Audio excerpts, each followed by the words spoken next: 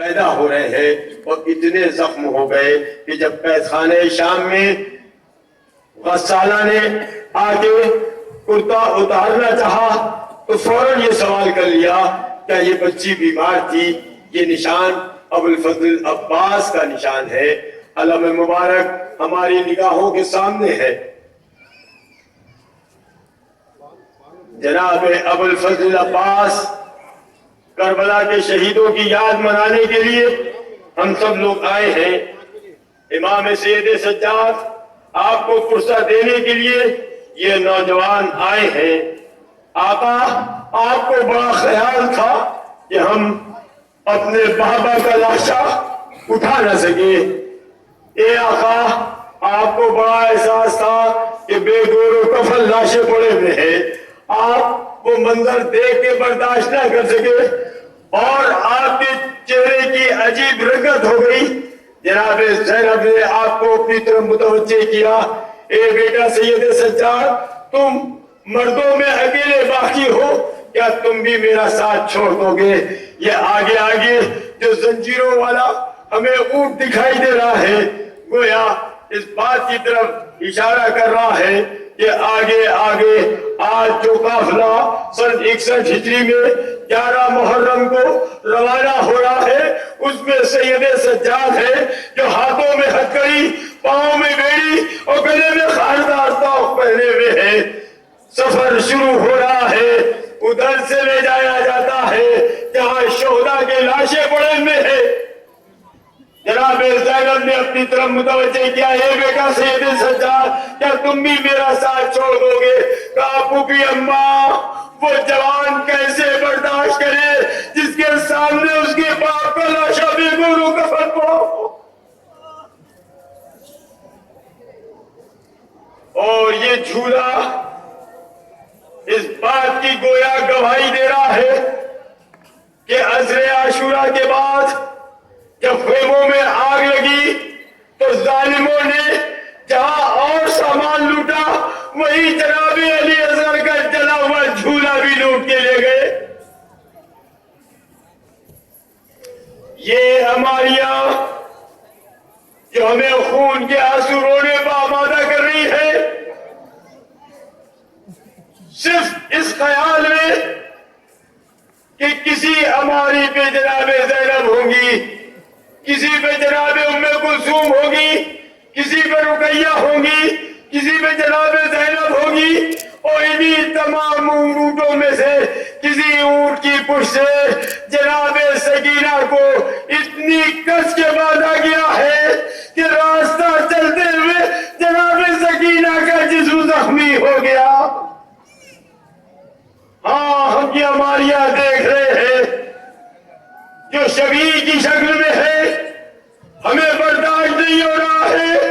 ذرا انصاف سے بتائیے کہ سید سجاد نے کیسے نگاہ ڈالی ہوگی؟ اور شاید یہی وجہ تھی کہ تمام شرطوں کے نیزہ پہ بلند ہو گئے، لیکن ایک باوفا گرزر تھا جو بار بار لوگ نیزہ پہ بلند کیا جا رہا تھا لیکن وہ بلندی سے زمین پر آ رہا تھا۔ جب کئی بار بلندی سے زمین پر آ گیا تو ظالم تازیانہ لے کر سید سجاد کے قریب آ گیا، بتاؤ یہ سب لوگ نیزہ پہ کیوں نہیں بلند ہو رہا ہے؟ کیا یہ میرے چچا عباس کا سر ہے؟ ممکن ہے ابو الفضل عباس کا سر اس لیے لوگ نیزہ پہ نہ بلند ہو رہا ہو کہ کس طرح زینب و ام کلثوم کو بے مخنا و چادر اور حسن بستہ یہ بھائی دیکھے۔ ہاں کربلا کی سرزمین پر تصور کے ساتھ اگر ہم لوگ چلے تو اندازہ ہوگا کیسا غضب کا منظر وہ تھا جب یہ لٹا ہوا قافلہ کربلا کی سرزمین سے کوفے کی طرف روانہ ہو رہا ہے۔ یہ جو خالی کوزے لیے ہوئے، یہ جو پانی کی شکل میں کھڑا ہے، یہ جو تبرکات آ رہے ہیں جس میں روٹیاں ہے یہ اس بات کی نشاندہی کر رہی ہے کہ کربلا میں موجود بچے اور بیویاں ابھی تک پیاسی ہیں، ابھی تک بھوکی ہے، اور یہ راز تو اس سے بھی کھلتا ہے کہ اگر راستہ چلتے کسی موقع کے اوپر چھوٹی بچی سکینہ نے ظالم کو پانی پیتے اور پلاتے ہوئے دیکھا تو اپنا خالی کوزہ لیے ہوئے ظالم کے قریب آ گئی کہ شاید یہ ہمیں بھی پانی دے دے۔ یہ پیاس سے تڑپتی ہوئی سکینہ اس انتظار میں موجود ہے کہ شاید یہ اپنے ساتھیوں کو پانی پلانے کے بعد ہمیں پانی دے گا۔ اب سکینہ کی نگاہیں دیکھتی ہے کہ ظالم نے اپنے ساتھیوں کو پانی پلا دیا ہے، اب وہ اپنے جانوروں کو پانی پلا رہا ہے۔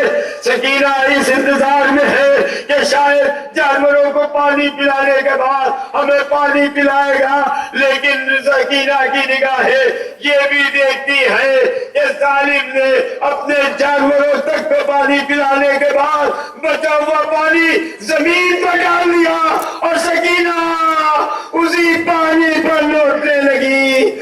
ہائے پیاسے، انہی پیاسے بچوں کی یاد میں یہ چھوٹے چھوٹے بچے ہاتھوں میں خالی کوزے لیے ہوئے اللہ تعالی کی صدائیں بلند کر رہے ہیں، اے مجھان ہم پیاسے ہیں، اے چچا ہم پیاسے ہیں۔ ممکن ہے دل ہی دل کربلا کے بچے کہہ رہے ہو، اے امو جان اب میں پانی کا تقاضا نہیں کروں گی، اس لیے کہ آپ پانی لینے گئے تو شانے کٹا کر نہر کے کنارے سو گئے۔ اللہ تاش، ہائے پیاس،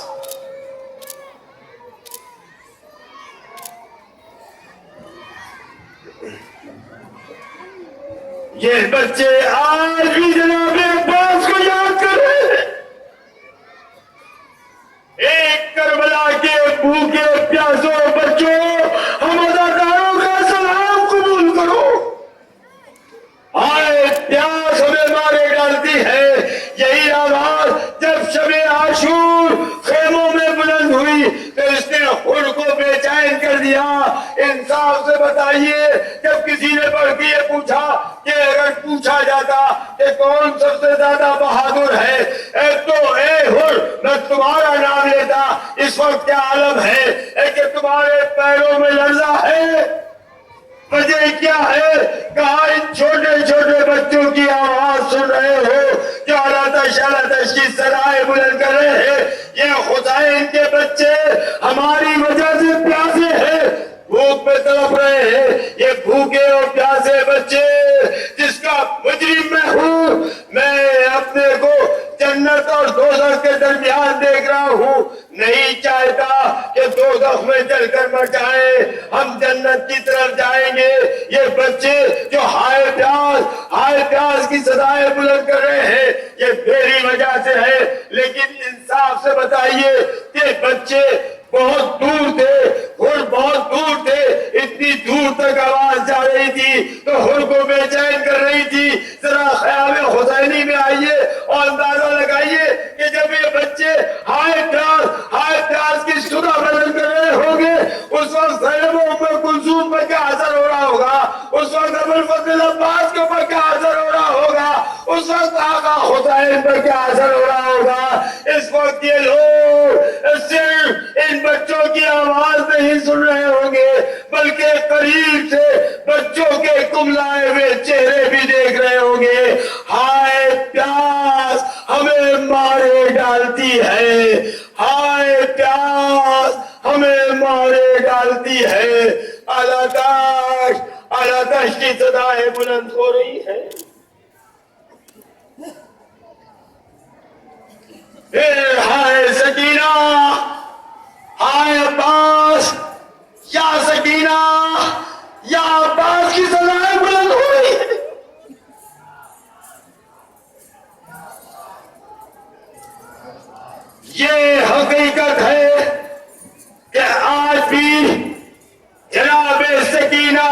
مشق علم ابو الفضل عباس سے لپٹی رہتی ہے. جہاں عباس کا ذکر ہوگا وہاں جناب سکینہ کا نام آنا لازمی ہے. اور اگر تصور کی نگاہوں سے ابو الفضل عباس کے علم مبارک اور جناب سکینہ کی مشق کو دیکھا جائے تو تصور کی نگاہیں وہ منظر پیش کریں گی جو کبھی بھی بلایا نہیں جا سکتا. جس طرح کوئی بھتیجی اپنے چچا کے سینے سے لپٹی ہوتی ہے, گلے میں باہیں ڈالے ہوئے کوئی بھی بھتیجی اپنے چچا سے لپٹی ہوئی ہوتی ہے, اپنی فرمائشیں کر رہی ہوتی ہے. یہ مشق سکینہ ابو الفضل عباس کے گلے سے لپٹی ہوئی اسی بات کی نشاندہی کر رہی ہے کہ آج بھی یہ بھتیجی اپنے چچا کے سینے سے لپٹی ہوئی فریاد کر رہی ہے, اے چچا ہم پیاسے ہیں. یہ بچی تو اتنی بھوکی پیاسی رہی کہ قید خانے شام میں بھی بھوک و پیاس کا اعلان کرتی رہی, بازاروں میں بھی اپنی پیاس کا اعلان کرتی رہی. آج بھی سکینہ اپنے چچا کے سینے سے لپٹی ہوئی پیاس اور بھوک کی فریاد کر رہی ہے, اے چچا ہم پیاسے ہیں.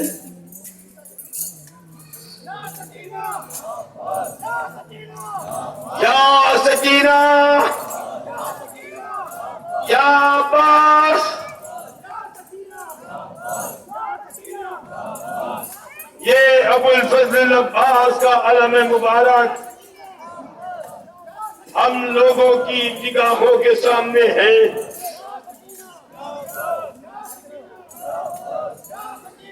اے باب المراد باب الحوائج, ہم سوگواروں کا سلام قبول کیجئے.